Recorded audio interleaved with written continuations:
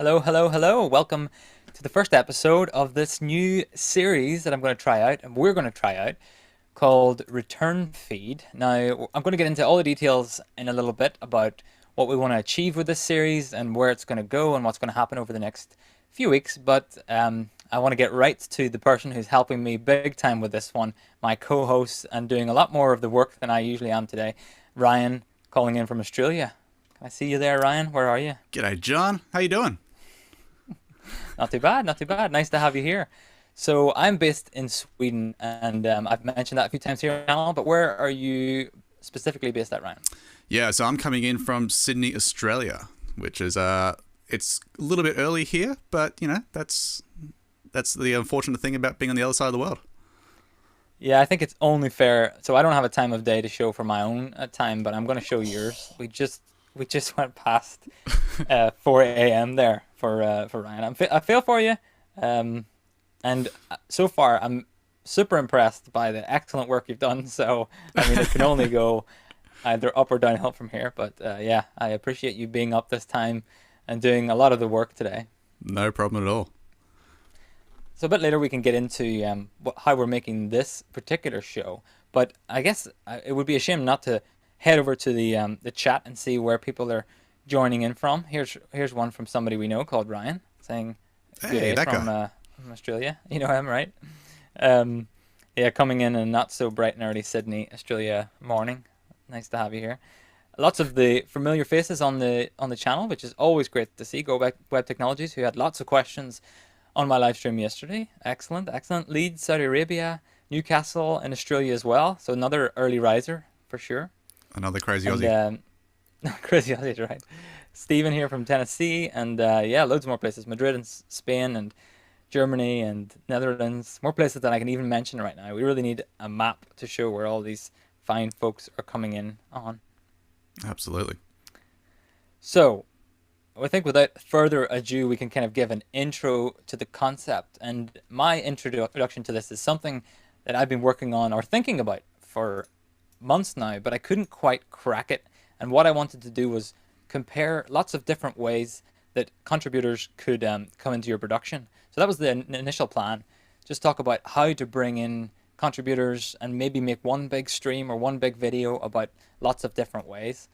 And then Ryan sort of reached out a while ago, and what did you say to me, Ryan? Then Yeah, so I reached out and was basically saying, hey, well, let's be keen to collaborate in some way, but I figured with you being as almost as far away as possible from me geographically, it would be very interesting to try this out and see, and see how well I can actually bring people in. So for me personally, I'm doing a lot of streams where I'm connecting in with people around the world, and doing things locally or domestically for me is super easy, but doing things internationally is not so easy. And so linking in with John, who's coming in other side of the world on a 4G connection, is probably the worst case scenario we can do. So it's a great opportunity to see if, hey, let's try and break this thing and see what actually works and what doesn't work.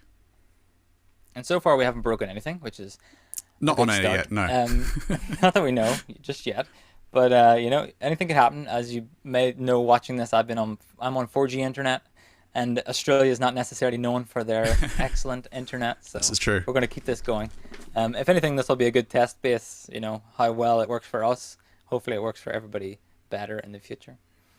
But the plan of the show, the return feed. So what we're going to do this week, episode 1, week 1, is really just give an introduction to the concept, and then for a couple of weeks after this, we're going to do live streams from multiple different contribution options. And then the final week, week number 6, if I'm correct, will be the wrap up week where we look back, reflect on the options, and see what we really liked in general. So, the planned options, it took us a while to get to this point. We thought about lots of different options. We made a Google Doc and we threw out every idea we could think of, and then we shuffled them around and moved them around until we came up with what we thought would be the best. So the 4 weeks of contribution methods that we're going to try for season 1 of Return Feed is Zoom, which is what we're actually using today, but we can talk more about that later. SRT, video.ninja or video.ninja, and the ATEM streaming bridge, the ATEM mini to the ATEM streaming bridge, that kind of workflow. So that's kind of where we landed. I mean, Ryan, you know well as I do, lots of other ideas didn't quite make it on this list, and took a lot of consideration, right? Yeah, well, I think we had about 12 things on the list, and this was from a hardware point of view as well. Yeah, a few things didn't make it, but we tried to narrow it down to, I think these 4 work well in terms of we've got a general free tier, so Zoom, as well as Video.Ninja. So we've got WebRTC style streams going on. And then if we move towards the hardware side of things of being Streaming Bridge and SRT as well, yeah, we can compare all of them and see difference in quality, difference in latency, difference in reliability, all those kind of things. Absolutely right. And in fact, the way that we based all of these 4 decisions, these 4 streaming methods or contribution methods, was really because we wanted to boil it down to some equipment that we could use. So the reason I couldn't make this series before is because I was constantly thinking about, well, should it be over OBS? Should it be the ATEM? Should it be vMix? I just couldn't decide what way to do it. So luckily enough, Ryan has very much been building up in his spare time for some gigs. He's been building up some equipment, and a little baseline set of gear really worked out. So I think the best thing for us to look at right now would be what that equipment looks like. What do you think, Ryan? Why not? Let's check it out.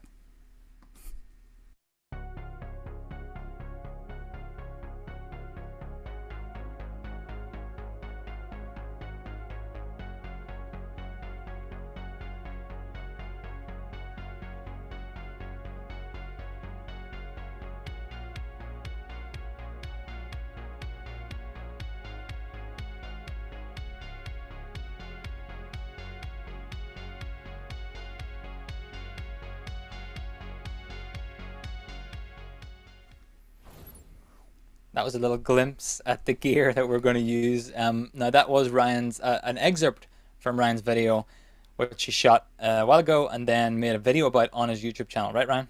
Absolutely, yeah. So did a little teaser about the box itself. But yeah, I've got a video explaining the box and how I put it together. Basically, it was a 2-week project. It was one of these things where I'm in lockdown. Let's just give it a shot and put this together because I was sick of all this mess of things when I was taking it to clients' places and doing live streams from there. So I was like, okay, that's it. It's time to go into the box. So we are actually streaming from said box. So I'm actually running the stream on my side and bringing John into my studio, which is a bit of fun.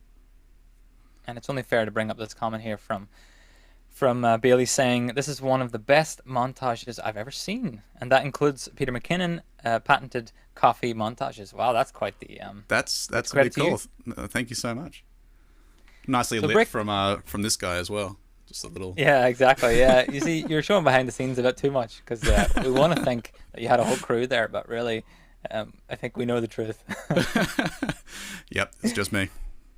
But so break down the equipment for us a little bit more if you can tell us what's in that box.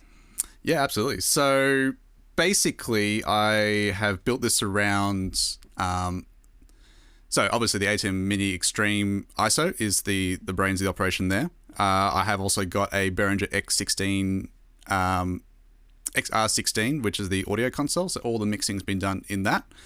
We have a Ultra Studio 4K Mini, which I'm using to do the overlays and bringing everything on that.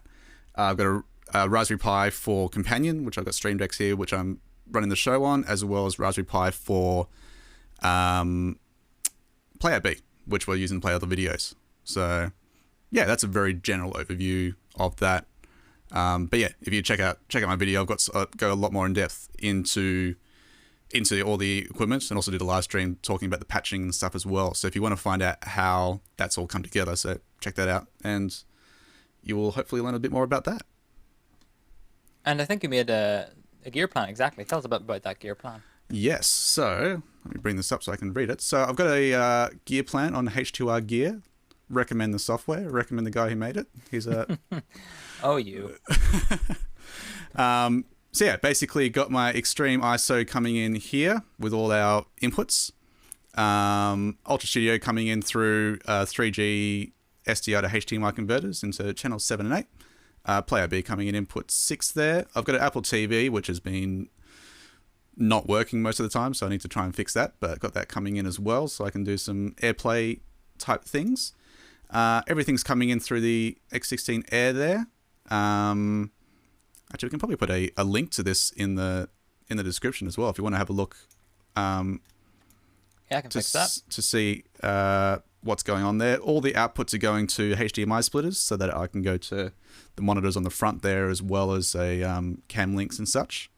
So slightly differently, because my computer was crashing when Zoom was open, which is a wonderful feature.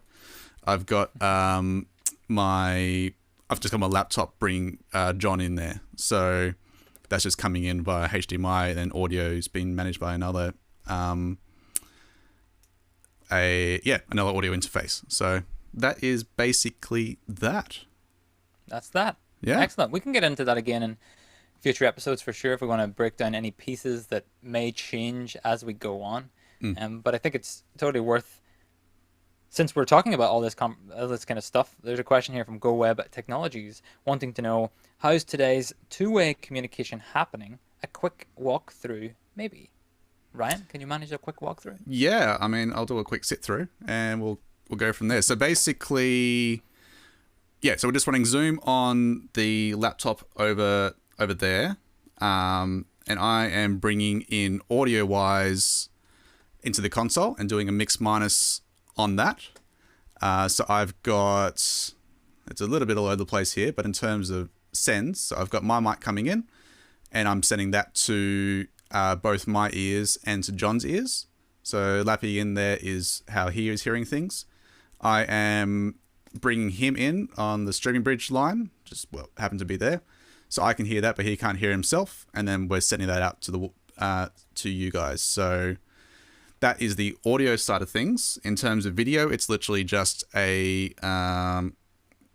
HDMI out of my laptop going into input 3, I believe, or input 2 on the ATEM. And return feed wise, that's going into a cam link in the on my laptop. So I've just got program going into the cam links so that John can see what's going on. And yeah, so even if I wanted to, I could also send him multi-view or any feed I want, really. So exactly. And I think we can keep more details on that for next week, because next week's live stream will be specifically about Zoom being the contribution method, and we will have the two of us. Ryan will be doing his great work over there, and I will be doing not much over here. And then we'll have a guest come in as well, which we're just finalizing the details on right now, to also join via Zoom as well. And that's really the idea each week, where Ryan hosts the show and basically does all the work from Australia, and then me and the other guest, I'm saying it as it is, me and the other guest, we contribute to the show. See, you think it was early in the morning for me too. We contribute to the show via the method that we're talking about in that week. So next week, everyone will come in and be sent everything via Zoom. The following week, when we do SRT, it gets much more complicated, frustratingly. And then it gets a bit easier for Video.Ninja. And then I think it gets a bit more complicated again for the ATEM streaming bridge, the last test week. Yeah, that's a sum up of what's happening over the next 4 I mean, you weeks. can't say you're doing nothing over there. I mean, I think you do want to show off the way that you are doing the graphics at the moment, which is a bit fun. I know. It's like a subtle plug. Just a little plug, So, yeah. In the last few weeks, I've been talking on the channel here about H2R Graphics version 2 that I've been working hard on constantly for the last few months anyway. But what I have in my iPad here is nothing very special on the outside. At first glance, it's the same stuff as I've been showing before. But what you can't quite see is at the very top corner here, this is actually VPN'd into Ryan's studio on the other side of the planet, which is pretty crazy. And I'm able to bring up the graphics. So just like I've showed before, I can show my rundown of the graphics, and I can bring those on air. And you can see the delay that it takes between me pressing the button and it making its way all the way to the studio. It's not too bad. But what I'm using it for right now is I'm in the social tab and I'm bringing up the comments. So, I'm really doing the hard work if I'm being truthful all the way. Oh, I'm absolutely. taking a look You at know, the comments you've and got bringing this all those up. going. That's my subtle, well, it's a subtle plug for the application that's not been released just yet. But I'm working on it. I'm getting there uh, quickly, slowly and quickly at the same time. It's working. It's working. Um, so I think it's worth us just chatting just a little bit while we're talking about the solutions that we are going to take a look at in the next few weeks. It's worth kind of talking about the ones that we aren't for this season. And is there any in particular you can remember, Ryan, that you remember being a good idea, but why we're not going to look at those? Yeah, there were. Yeah, so one of the most difficult parts was how do we set a baseline for the comparison? We were looking at things where there's obviously software solutions in terms of how to do a live switch, and there are all-in-one solutions which you can switch on, bring people in, and such as well. But we thought for this season, maybe not, that we would focus on hardware receiver. So we wanted to, focus purely on hardware and make sure that we can compare these going into a hardware solution. Right now it's an A10 Mini Extreme, but it could be any hardware switcher of any sort, because it really, all that scales is just the number of inputs and the number of, and in terms of audio routing and going into a switcher. So in terms of some of the ones we wanted to try, we were talking about using vMix Call to bring people in. We're talking about using Livestream Studio, Restream, StreamYard, and some of those different options. But ultimately, we came down to these four, because we kind of felt that it basically gave us, a general overview of those types of feeds. But we'll be interested to hear in a chat if there's any that we have potentially missed, or if there's something that's out there that you're like, actually, no, this is the greatest. We should be trying this as well. So we definitely want to keep the chat open in terms of what do you want to see? Good point. I'm just throwing that in there as well. I was typing the same thing while you were saying it, which was anything that we should consider for season 2, or if there's something that we maybe forgot about that we should definitely shuffle around and introduce it into this season, maybe push something else to season 2. If something pops up, it's totally worth considering. So got some ideas, then definitely do that. Already one here saying don't forget about Ecamm Live. So that was on our list, definitely. Yeah, that was on the list. But I think it didn't quite make it for this one, but keep the ideas coming in. And I think you're right in saying that, and I totally find that too, where we just needed to set a baseline for hardware. And we found that so many people have A10 Mini Pros and A10 Mini Extremes. It just made perfect sense to head that direction.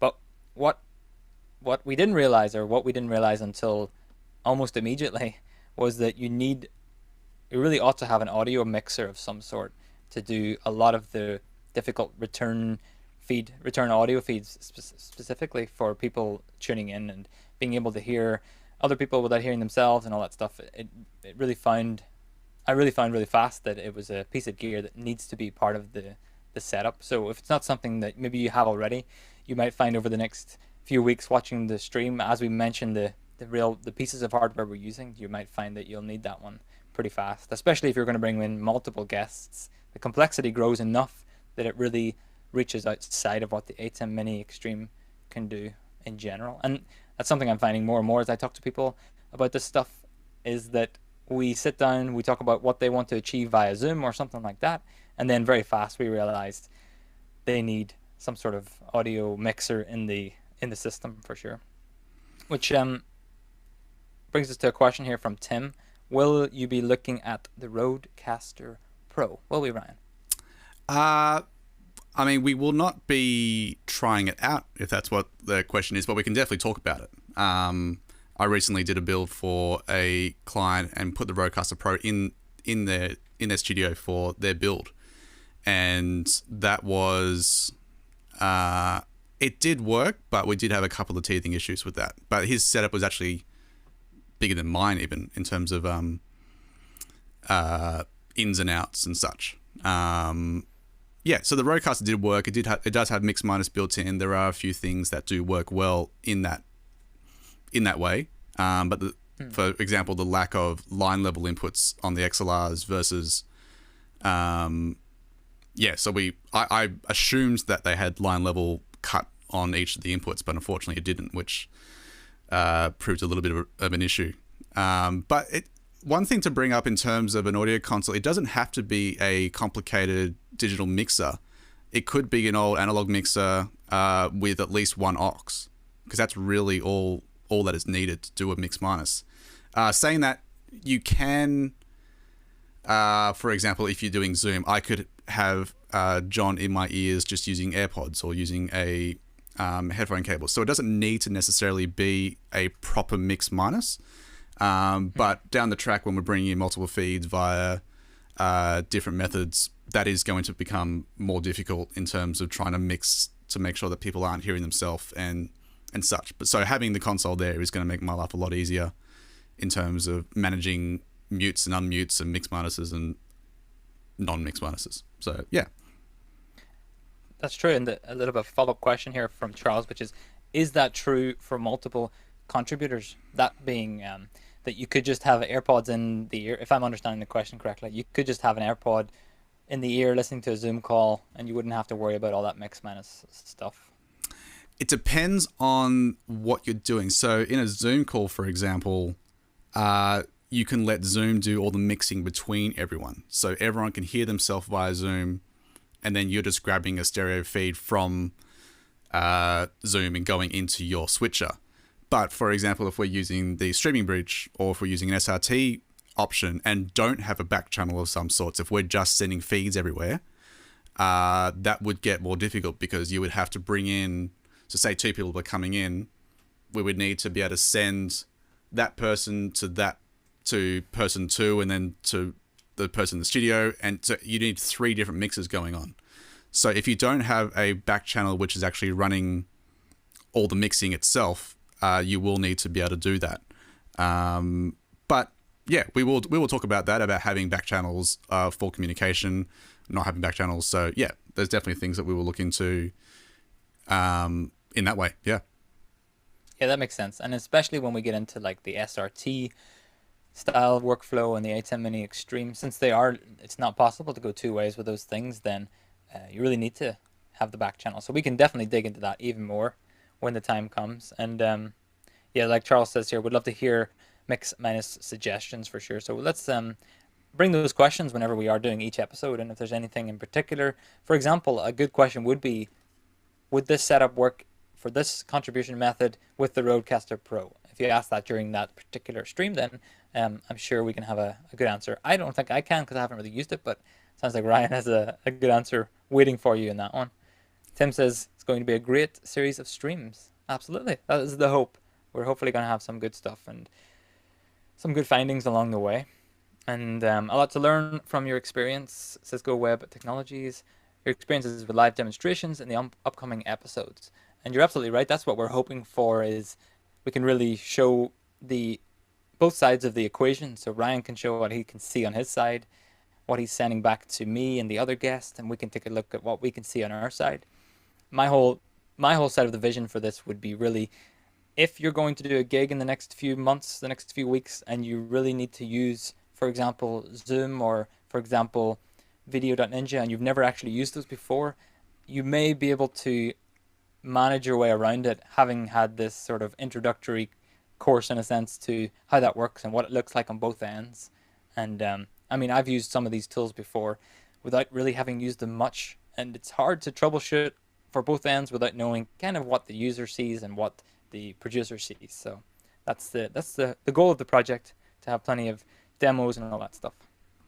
Yeah, I think any more questions. I think another important thing is that it is an unbiased review from us and from our guests as well, in terms of all the different options. Like, when we're not getting paid by anyone to recommend one more than the other. And I mean, ultimately for me is I have been doing this almost on a weekly basis, and I want to figure out a better way of doing it. I did a job 2 days ago, and I was using Zoom for the remote contributor, going into a Zoom room, and then my laptop just decided to stop connecting to the internet, even though the internet was fine. And yeah, we'll definitely look into redundancy as well, because that's something that I've been needing all the time. It was one of these smaller gigs. We're like, oh, we don't need redundancy this time. We'll be fine.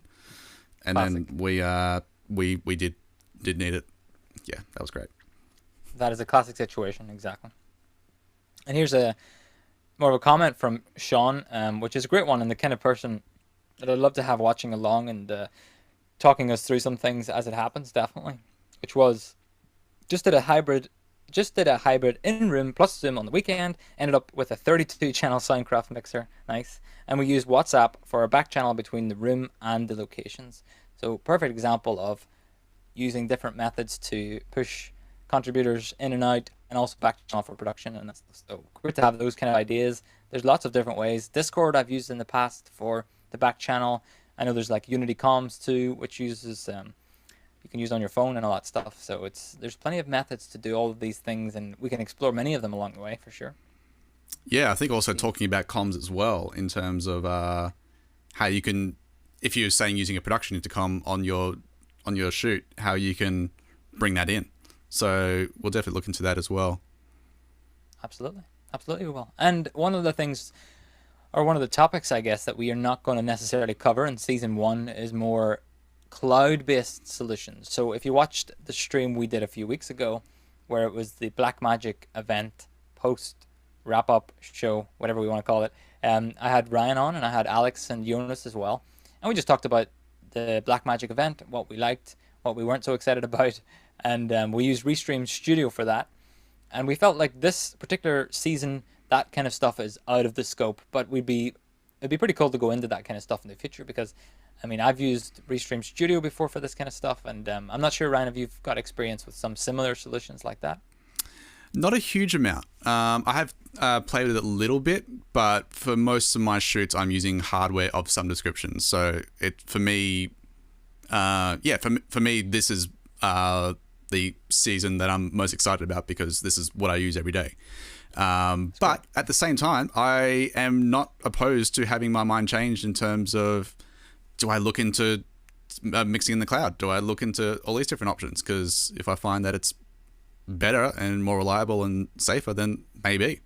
But, I guess we'll see when we get there. Yeah, I agree. And in fact, I didn't particularly enjoy the end product from that Restream Studio stream that we did, because I didn't think it worked out as good as I thought it would. But I'm totally up for having my mind changed on trying it again, or trying a sort of a competitor to that and see if it worked out better in general. So I, like you said earlier, unbiased along the way. We just kind of want to try these things, and we might as well just try it live and try to bring in some people and see how well it works. So that'll be fun. I really think so.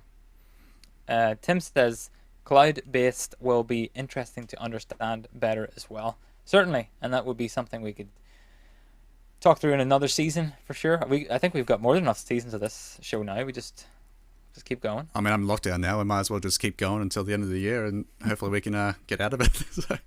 Exactly. I think what we're going to find is interesting things like this from Tim and other viewers. I find the Zoom app causes my laptop fans to kick in like a rocket. So people will have lots of experiences with these things for their past productions, and they've maybe going to use them in their future productions.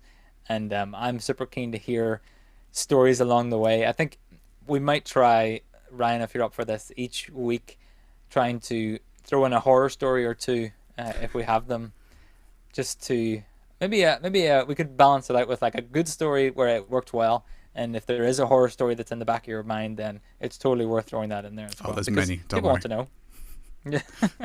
You've got plenty to say. We'll find out. Here was a question. We could get into this now since we're using Zoom today. How are you removing the Zoom artifacts like the names, the level icons, etc.? Ryan, how are we doing that today? So tune in next week and we will Teaser. So how I am doing that is I've got my laptop set up with dual monitors. So I've got my monitor on the laptop itself, and I'm running a second display which is going into my switcher. So on the second display, in Zoom, there's an option for dual screen mode. So there's actually a second window which is open, which has a little... It's almost clean. I don't know why they have one of the windows not entirely clean, but the other one is. But it's got a little full screen thing in the top right hand corner. But the other main window, which has all the things at the bottom, if you move that to another screen and move your mouse away, it will clean up the feed. So that is how we're getting John in on a clean feed on the return feed. Yeah, nice. And next question, or more of a comment, but it actually reminds me of one of the reasons we really got in touch with this show and put it together. This one's from Urban Media Showcase. With NDI audio, you can make mix minuses with NDI tools for audio sources using just VST plugins. Just need to wait for Bridge to get out of beta first. It works on local traffic, and you're absolutely right. In fact, the day of the beta release of NDI 5, Ryan and I were doing a test to see how well it worked, and we didn't use Bridge for that though, right? We used NDI Remote. Yeah, we used NDI Remote. We were ready. We're like, cool. Let's record a video. Let's smash this out and get it out just while it's hot and fresh on the. And then we sat there going, actually, what is new? I don't entirely know. Exactly. Yeah, we got ahead of ourselves a little. So I think I totally agree, and I want to add that NDI 5 stuff when it makes sense. But at this point, it definitely doesn't make sense, and maybe by the end of the first season here, in the next 5 or 6 weeks, it still won't make any sense to add that just yet.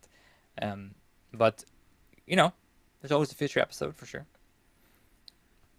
Lots of stuff coming in here, which is excellent. Let me see. Audio hardware integration is something interesting to see in return feed from GoWeb Technologies. Absolutely right. Audio will be a big part of it for sure.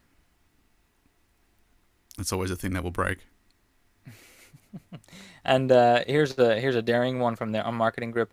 Will you dare to tackle 2 different contribution methods, example Zoom and SRT, in the same show? That's a good question. Ryan, were we thinking about doing something like that? Yeah, we were thinking of, at one point we were looking at going, okay, do we do platforms like Zoom, Skype, and Teams in one episode? And then do we do live vMix and another one of that in the same episode? Then we realized that just is a horrible idea, because trying to swap things mid-show, or I just need to have 100 computers here just lined up with all these different methods and then trying to mix things and stuff. So we just thought, let's just stick to one. But what we will probably look at is having SRT for the pictures coming in that you're seeing, but then potentially having Zoom or something as a back channel for us to communicate on as well. So there probably will be some different methods, but that is a good point though. We could potentially on our if we have a remote guest that can't do SRT, for example, we may even look at doing them on SRT and you on SRT, for example. So that's definitely an option. Definitely. And we can also compare. We can compare the option, or I can show this is what Zoom looks like. This is what SRT looks like as well. So we can do that in the same call.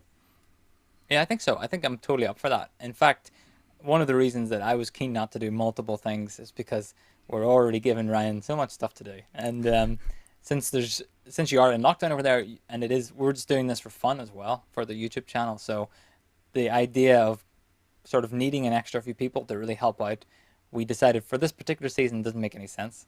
I think as we push to maybe the later seasons into some more cloud stuff or more complex things, we may be able to ask a few favors from a few people. But for now, we did want to keep it simple-ish, and it already has gotten complex enough, as you could see by the gear plan earlier. In fact, Tim wants to know, are you planning to use H2R gear to show schematics of the setups? And earlier in the show, we did show Ryan's setup a little bit, and my ideal plan is to show plenty of H2R gear setups as well, if I can make them before the show starts. But I think they will stay the same a lot. So what I might do is, instead of remaking the exact same one and adding the pieces, it might make sense just to break down the core of each setup, if that makes sense. What do you think, Ryan? Yeah, I think so. If we just have a basic one showing not all the inputs, but just going, this is person A, this is person B, they're coming in via this way, and Mix Minus is doing this and such. So yeah, I think we'll definitely put together something to show how we are doing each of them. Yeah. You trust us. Charles says, oh gosh. Sure, exactly. Yeah.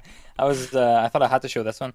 We trust you. If you try all 3 platforms and use the one that works best, it's great. Good to have your trust. But I'm totally up for like a really complicated, might not be in the season, but like a little special episode of just going all out. Who knows? I think it'll be exciting. I mean, I've got a mate with a Constellation and a D Live console, so let's just go for it. I reckon. We better start asking now, and we'll see what happens. Nathan has a question here, which I didn't show for some reason. Yeah, there it is. What camera and lens are you guys using? Looking great. What are you using, Ryan? I have got a GH3 with a 15mm prime, I believe. One of the Lumix ones. So it's a bit of an older camera, but it does the job. How about you, John? Yeah, nice. I'm using the same lens, but on a GH5, so we're accidentally, kind of staying in sync. I know, yeah, sorry, I got the upgraded one a couple of years after you, but yeah, I think maybe that actually helps us look similar-ish. I know there's some more tweaks we could do as I look at the two feeds, but yeah, that's good. Yeah, I think it looks pretty good. The same lens probably helps a lot, actually, that we're looking pretty good. Thank you for that nice, kind comment there. Another question here from the Unmarketing group. Macros for your SuperSource transitions or Mix Effect app? What are you using for your transitions? So I'm using the A2Z plugin, which is the macros built into there, which they've created and released. So you can check out their channel, and they have it free for those who want to play with it. So yeah, so this is just built into the ATEM, doing the animations on that. I haven't actually tried. I've tried a little bit of mix effect, but I do want to get into a little bit more and play with it. But for me, I just like having physical buttons here, which I can't break, because as long as I press that one, it will animate properly. And I'm sure mix effect has got some things as well. I just haven't looked into it much. So yeah, you've been happy with what you're using, so you're sticking with it. I think it makes sense. It does the job. It does the job. So I think I just wanted to take us through, before we go to any last questions and then wrap things up as time goes on, I thought it'd be worth taking us through what we were thinking of doing for like a rating system. So it would be unfair, I think, to put everything on a scale of like best to worst, because there will be enough complexity and changes between each one that won't really make sense in the end. So what we came up with was sort of a set of criteria that we will rate each of these services by, and I'm just going to read through them now, and then I'm happy to hear any discussion that we'll have on any of them in particular, or in the comments if you have any other ones that I didn't quite get to and you think we really should discuss that, or any of them doesn't really sound that good and we can just sort of step past them. But here we go. We're ready for a real leap through a bunch of stuff here. So we're going to talk about the experience for the contributor, so the person who's calling in, because that does matter in a lot of the stuff that I do. We want to talk about how well it works its way through complex networks, whether it gets there easy or not so easy. Latency is pretty important. Quality of delivered video. The adjustability of the signal. So can you send a lower signal quality pretty simply, or is it sort of just whatever you send is what you send? We want to talk about how well it should integrate with the hardware equipment that we have. We might also touch on how well it integrates with certain software pieces of live switching software and stuff. For example, when we're doing SRT, bringing that into vMix, for example, is super easy. So that's something we'll talk about. We want to talk about the price of the pieces of hardware that may be needed. We'll also talk about the spin-up time. That's something that I'm quite interested in. So, for example, how fast can you get someone up and running? If everything else failed, could you just send them a Zoom link and they would be up and running fast? Or would it take a lot of effort to send them a SRT encoder in order to change that? So yes, is the answer to that one. And then, yeah, I guess we just want to do some tests after that and see what the latency is like and all those kind of things. So, wow, that was a quick run through. Any of those, Ryan, that you think totally worth talking lots about whenever the time comes? Gosh, there are so many factors in this. I know for me and my clients is the contributor experience, in terms of how easy it is for them to come in, how easy it is for them to, because quite often we get told this person is basically a potato and doesn't understand how to do electricity. So it's just got to be super simple. So there have been times where we've had to choose Zoom because that's what the world's using. But yeah, I mean, spin up time is a huge one. Quality for me is a huge one as well.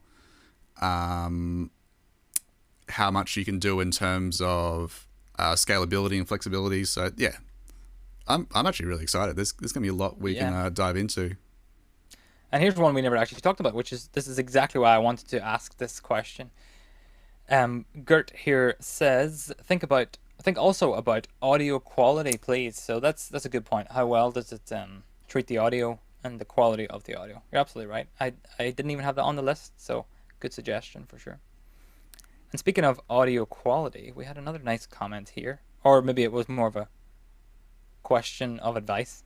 I'm going to take it as a compliment. Cross Radio says, how do you get your audio to sound radio-like? Ryan? Good question. I mean, a good microphone and getting things close as well. So I've got my mic fairly close to me, and you do as well. You can see it peeking there at the bottom there. But yeah, having the mic as close as possible. I'm not doing a lot in terms of... So if we look at my mic coming in terms of EQ and such, I'm just doing a little bit of...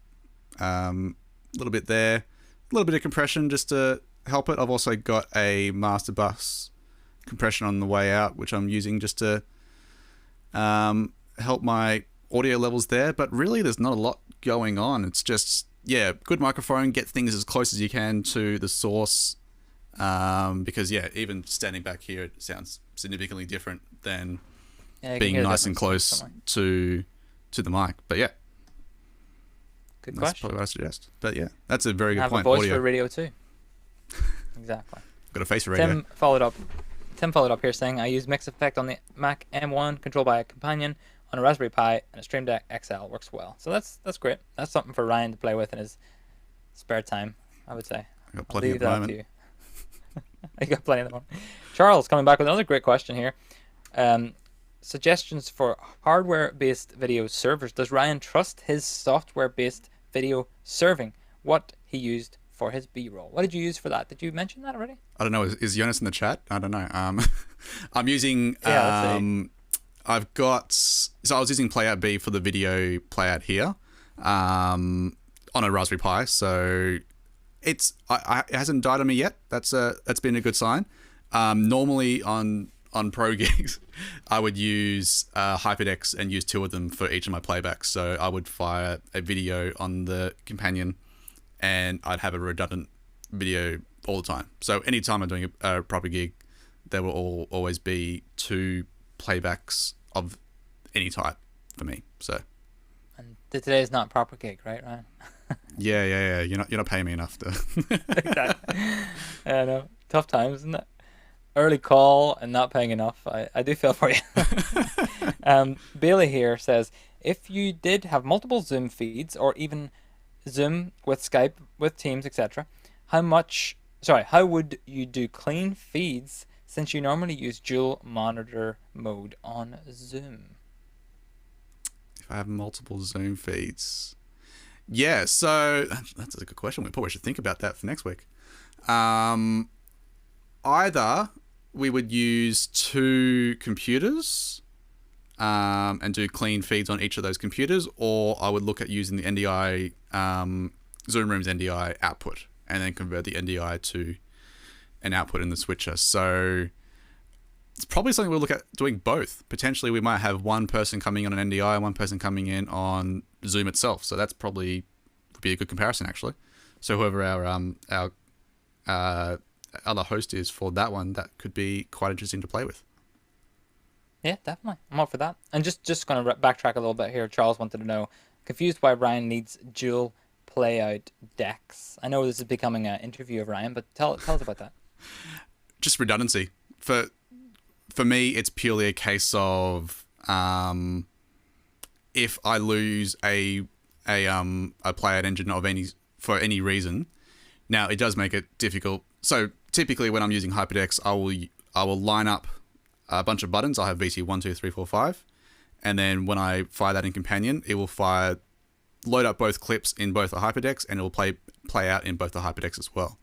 So it just becomes a case where if one of them dies, I've got the other one ready in preview, so I can just go cut straight away, and then shout at the audio guy going, cut to the backup, or when everything goes quiet. So it hasn't, I haven't had a hyperdeck die on me yet, but you know, it's electronics, so it's only a matter of time. So It's gonna happen.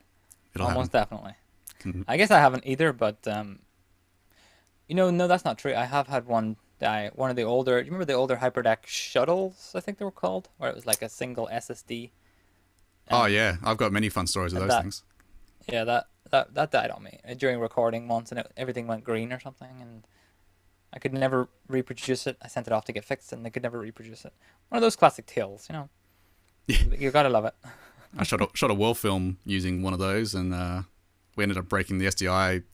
I have no idea why they chose to put a mini SDI on that thing. It was just, but yeah, a month worth of shooting, and we eventually broke all those off. So we ended up shooting HDMI in from the Really? F3 camera we were shooting back in the day. But I mean, it was war. It wasn't going to survive. There was no chance. That's true. We got way specific now, haven't we? Johnny wants to know. Good to see you here, Johnny. Um, are you using a Zoom Room to bump the resolution of Zoom call to 720 or 1080p? And in this case, no. I actually have a 1080p account. Um, but usually I do that. I use a Zoom Room of some sort to bump my 360 meetings up to 720p. But in this case, I have a 1080p account via a few different reasons. So I'm able to use it for the show. Usually, I don't brag about it nor use it that much because my internet sometimes can be a little bit nervous about 1080p account. But so far, I think it's been fairly good on us. What do you think, Ryan? Yeah, I mean, the picture's looking great. I mean, if you, apart from the little micro stutters in terms of the frame rate, it looks pretty good. But I can Yeah. just see your little 4G modem going, oh no, he's got the 1080 coming out. Ah, don't do it. It's actually right here. You can see the smoke coming this way. I could smell it almost. Yeah. Get all this interactive content here. But I think we smashed through the questions there, which we got loads of questions. I'm super happy to see that. So happy. Great comments, thoughts, and we've got a lot to get to for sure. And Petra here, joining in late. We'll check after the fact. So sorry for being late to the game. No problem. Good to have you here, and you can always watch it on the replay later.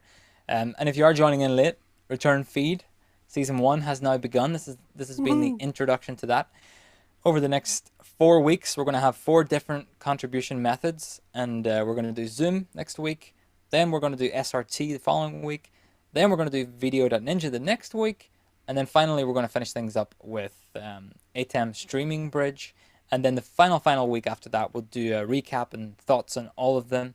And really the goal of the project is to try them all out, see what ones worked well for us, see what ones maybe didn't work well for us, maybe talk about some success stories, some horror stories along the way, and then have a guest each week to come in and tell us about their experience with that contribution method. So really the idea here on this Here to Record YouTube channel is where you can watch these episodes.